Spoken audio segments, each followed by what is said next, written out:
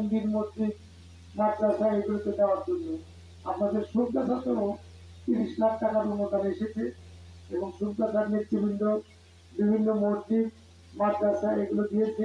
খুব তাড়াতাড়ি এই অনুদানগুলো পাবেন। আবার যারা পাইলেন তারা হয়তো খুশি, যারা পাইলেন না তারা মন খারাপ করবেন না।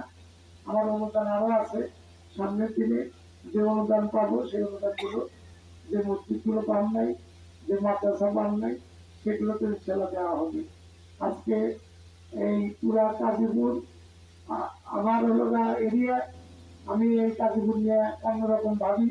আমার দলের নেতৃবৃন্দ আমার সাথে সবসময় আছে এবং সকলের সহযোগিতা, দলীয় সহযোগিতা, দলীয় নেতৃবৃন্দের সহযোগিতা এবং আপনাদের সহযোগিতায় সুন্দর কাজীপুর ইনশাল্লাহ গড়ে তুলবো। তবে আপনাদের কাছে আমার একটা দাবি আছে, আপনাদের কাছে দাবি হলো যে আমরা সন্ত্রাস মুক্ত কাজীপুর চাই, আমরা মাদক মুক্ত কাজীপুর চাই।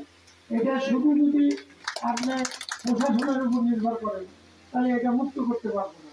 আজকে যার যার এলাকা, আজকে সুরকাছার আপনারা যারা আছেন তারা সুরকাছা নিয়ন্ত্রণ করেন, এখানে যেন মাদক না থাকে, এখানে সন্ত্রাস না থাকে, চাঁদা যাতে না থাকে।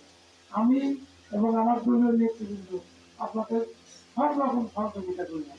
আপনাদের উপর যদি কোনো ঝামেলা হয় সেই ঝামেলার দায়িত্ব আমি ইনশাল্লাহ দিব।